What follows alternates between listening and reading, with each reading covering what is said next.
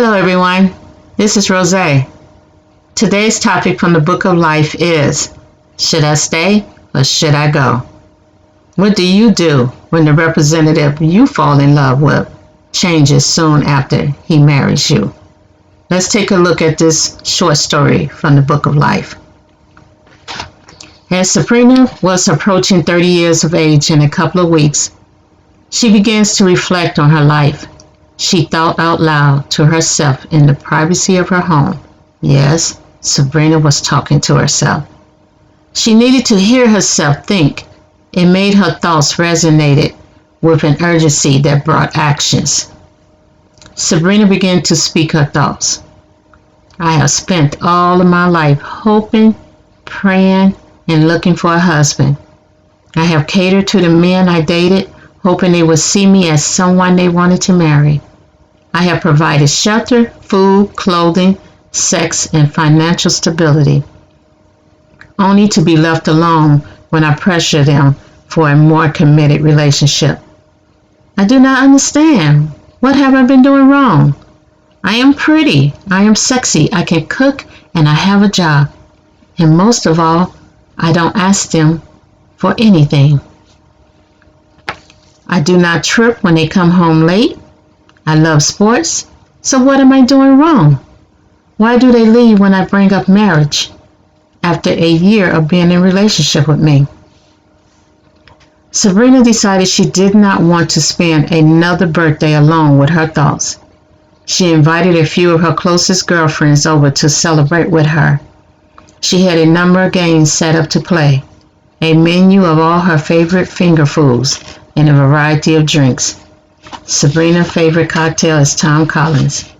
So after several hours of drinking her Tom Collins, eating, and playing games, Sabrina decided to bring the night to a close with one final game called Speak on It.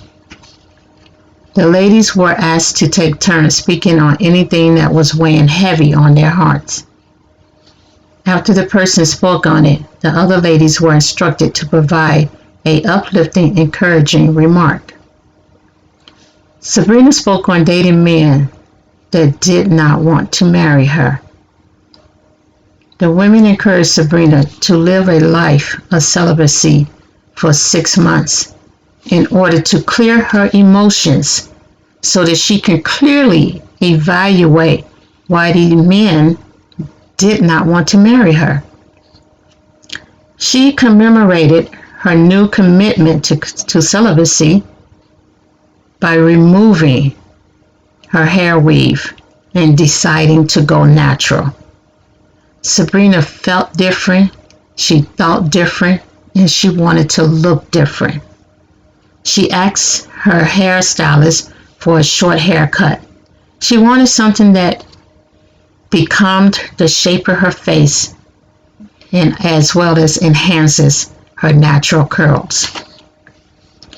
Sabrina was enjoying her new commitment and her new look. After 2 years of not catering to a man, she decided to celebrate her 32nd birthday by taking a trip to the Bahamas. While shopping in one of the local novelty stores in Nassau for souvenirs, Sabrina noticed this man in a blue uniform staring at her. She wasn't close enough for her to see. He wasn't close enough for her to see the patch or badge on his uniform. After following her around the store, she decided to approach him. Excuse me, sir, but do I look like someone you know? I'm sorry, stated the man.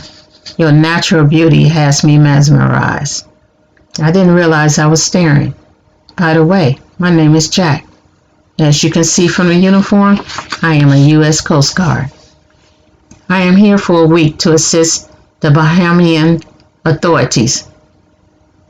What is your name? Sabrina and Jack stood in the store talking for 30 minutes. Sabrina learns that Jack also lives in Florida. Feeling comfortable talking to him, Sabrina gives Jack her phone number after he asks. Sabrina and Jack talked on the phone every day for 2 months before going on a date. She couldn't believe she had opened up her heart, mind, and thoughts to dating again. She made a vow to stay committed to her celibacy. Jack was so perfect in Sabrina's eyes. He opened doors, pulled out her chair before she sat, showered her with gifts. Sabrina lived her life enjoying Jack's company. She never engaged him in a conversation about marriage. After 2 years of dating, Jack asked Sabrina to marry him. Sabrina was finally planning the fairy tale wedding she has always dreamed of having. Sabrina couldn't believe how blessed she was to have Jack as her husband.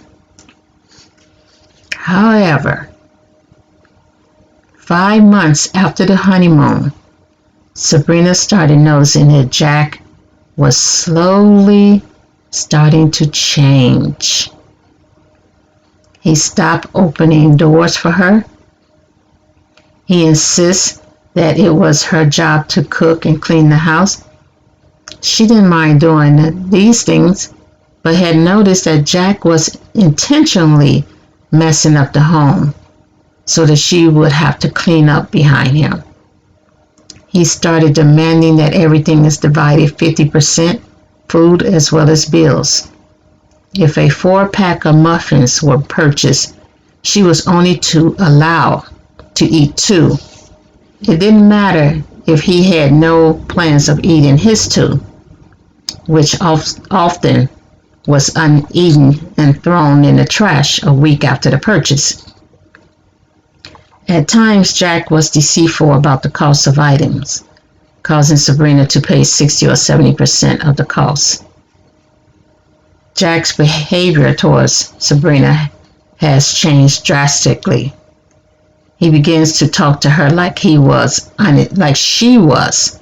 unintelligent, often stating, "Let me break it down for you. Let me speak in a language you understand." Or, "Let me speak it slowly so maybe you can catch on to what I am saying." Sabrina began to despise Jack. She no longer loved her husband and couldn't bring herself to have sex with him any longer. She noticed Jack was constantly texting on his phone and stepping out back to talk in private. She never questions him because she no longer cared. Sabrina and Jack's debt appeared to be the only thing that was holding them together. They had a house, cars, and credit cards in both their names. Because Jack and Sabrina had built a life together, and both are now in their late 30s, approaching 40, she often wondered, should I stay or should I go? In order to find the answer to her inner question, Sabrina began to spend 30 minutes each day in a quiet, peaceful place to meditate. She is determined to protect her peace and sanity. Sabrina realizes, as a human being, not having supernatural spiritual insight 24/7, that she is destined to experience occasional life events that will be unforeseen prior to the experience. So in other words, Sabrina understood that I cannot predict the future. I had no way of knowing when I met Jack that he would change and become this horrible person towards me. She did not see what it is that she did wrong that would cause him to change, or that would help her to foresee the change that was coming in him. Sabrina now understands there is no way she can prevent or predict heartbreak, disappointment, or the actions of other people. She now understands that some events, as well as people in her life, are seasonal Seasonal relationships are not long-haul relationships. They are only for a set period of time. They do serve a purpose. She now understands that she is in control of how the good and the bad of life events affects her. She is fully aware each experience can either break her or make her stronger and wiser. She now understands all things work together for the good of those who believe they would. In spite of how detrimental or heartbreaking the experience is,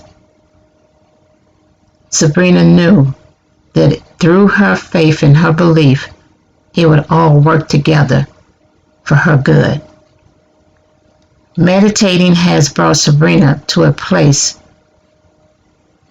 of inner peace and hope, regardless of what is going on around her in her life. What do you think Sabrina should do? Should she stay or should she go? Click on the subscribe button to receive notifications of more articles from the Book of Life. Be blessed and safe. Peace.